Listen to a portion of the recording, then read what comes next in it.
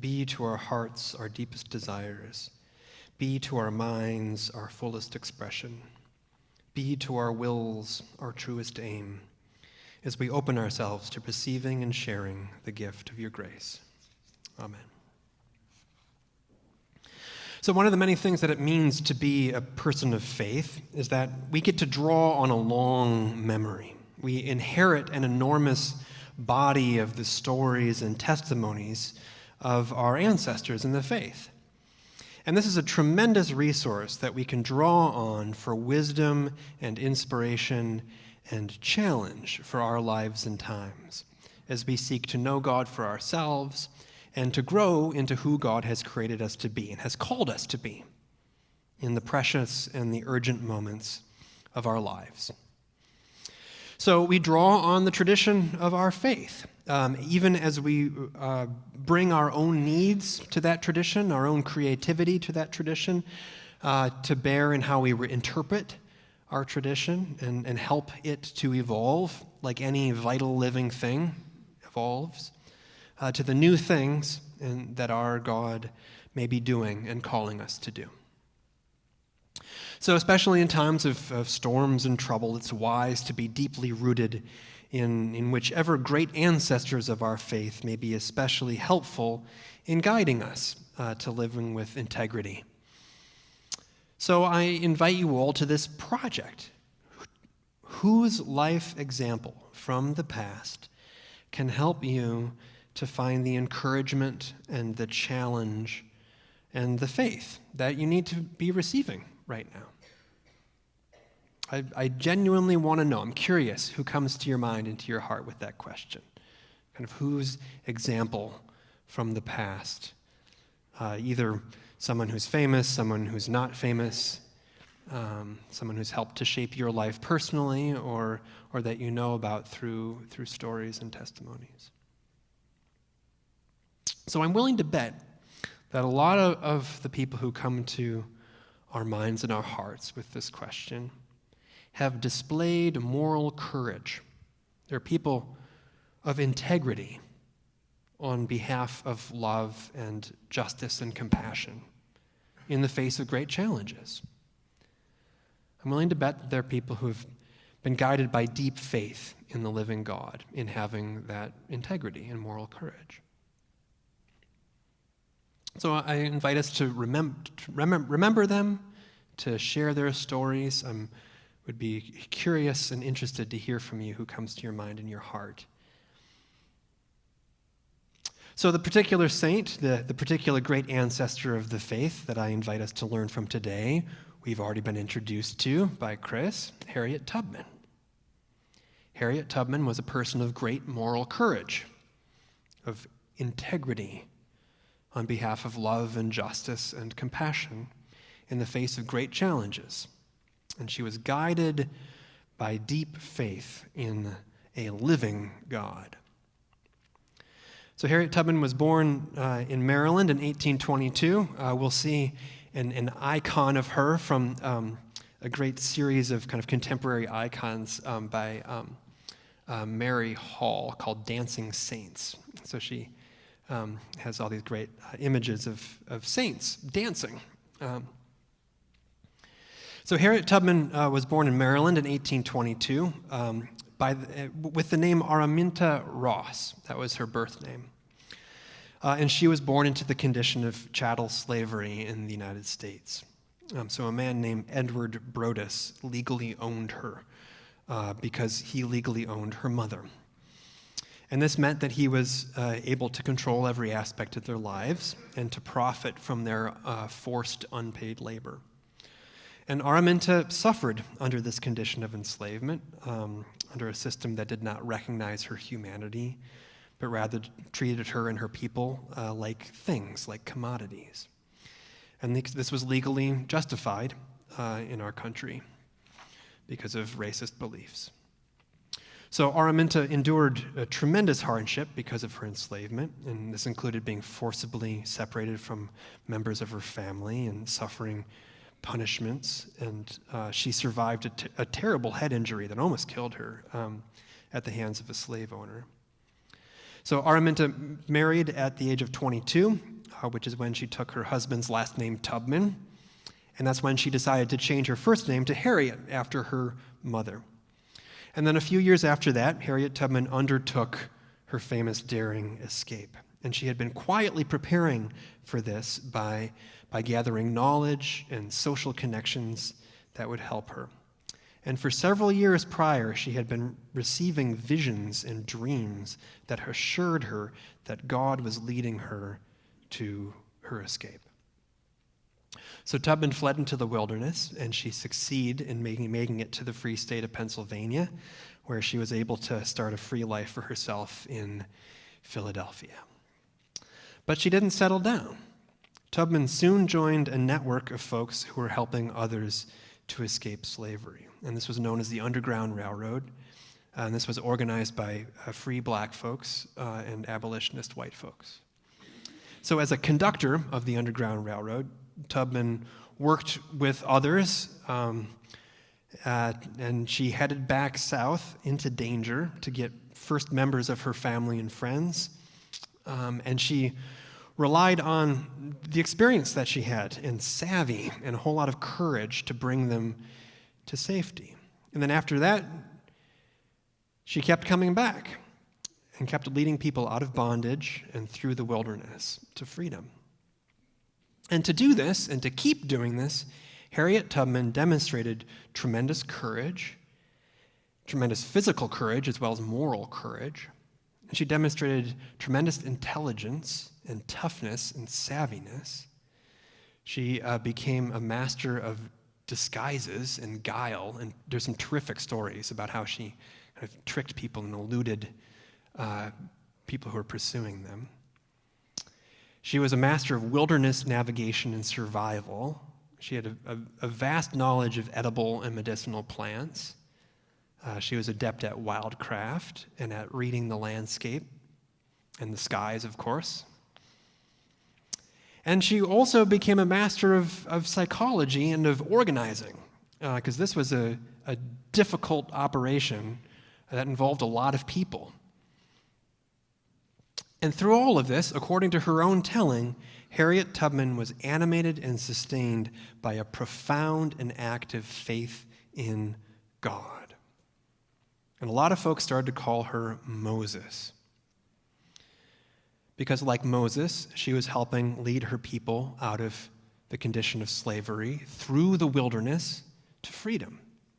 And like Moses, as she did so, Harriet Tubman was preaching and teaching and praying and singing about God. And she had a clear and a firm knowledge that her efforts were guided by the same God that called Moses by name and helped him lead his people to freedom. Tubman was guided by the same God that spoke to Hagar in her condition of enslavement and let it be known to her that she was not alone, that God witnessed her and was with her. Tubman was guided by the same God that shook the great Hebrew prophets to preach against the terrible sins of their societies, who treated the poor and the powerless as tools to be used and discarded. And she was guided by the same God as embodied in Jesus, who said, "What you do to the least of these, you do to me." So there's a wonderful book that's recently published about Harriet Tubman's religious and spiritual life. It's by the scholar Tia Miles. It's called Night Flyer. It's in your friendly public library. I got my copy from Tredifferent. I'll return it. As you should. Thank you. You can also get the audiobook by our friendly public librarians. So this was based on biographies that were written about Tubman during her life, based on her memories and recollections, and they include prayers. I mean, she had a tremendously rich religious life, and her prayers, her songs, her own devotion, her own ways of encouraging those that she was leading are included in these collections. And the portrait emerges of a very strong woman with a very strong and active relationship with a living God. So Tubman was clear that it was not she who was at the center of her activities, but it was God. The good Lord has come down to deliver my people, and I must go and help him. God's time is always near, she said. God set the North Star in the heavens. He gave me strength in my limbs, and he meant that I should be free. And Tubman knew that not only did God mean for her to be free, but that as a free person, it was her duty to use that freedom and to risk that freedom to help others to be free as well.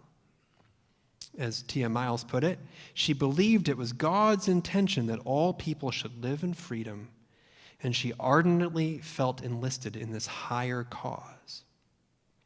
And it's really important to appreciate that this was not at all what the preachers of the day were saying about God.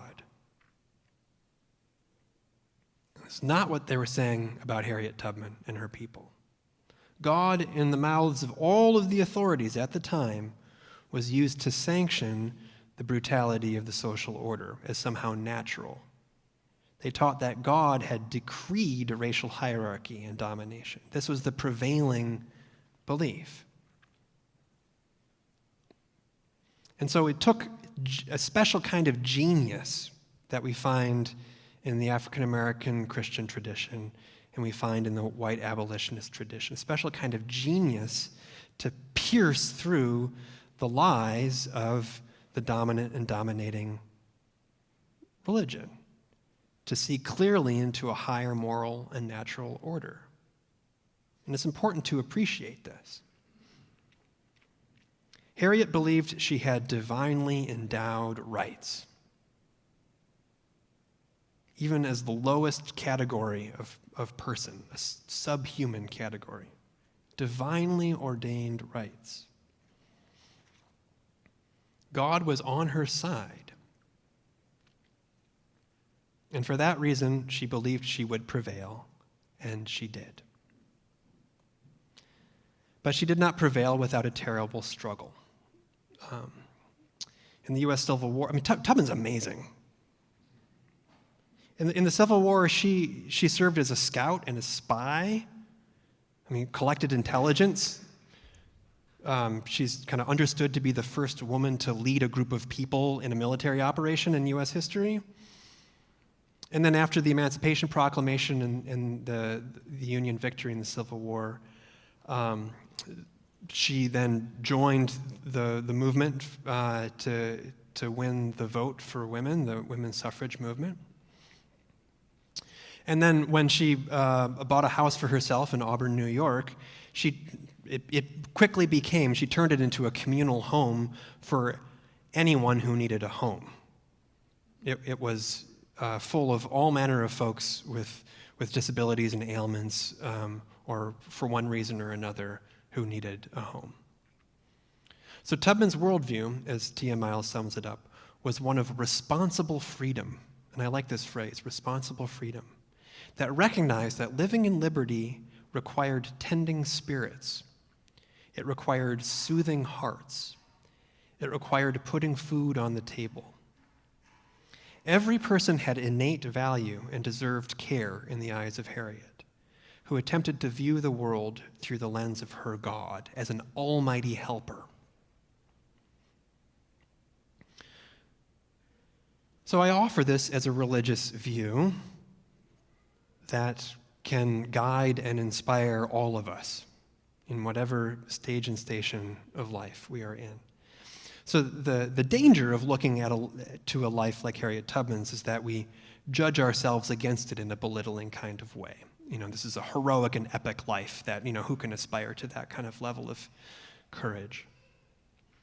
And this is why I believe it's important to learn from the faith and the moral convictions that our heroes of the faith articulated, because that can empower us and guide us in a deeper relationship with God, that can guide us in the moral choices that we have facing us and the ways of witnessing to our faith that we have available to us.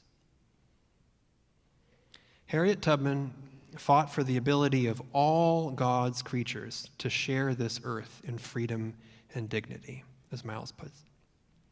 And that struggle continues in one way or another in this sin-sick world, where religion is too often used by powerful people for the sake of domination and dehumanization.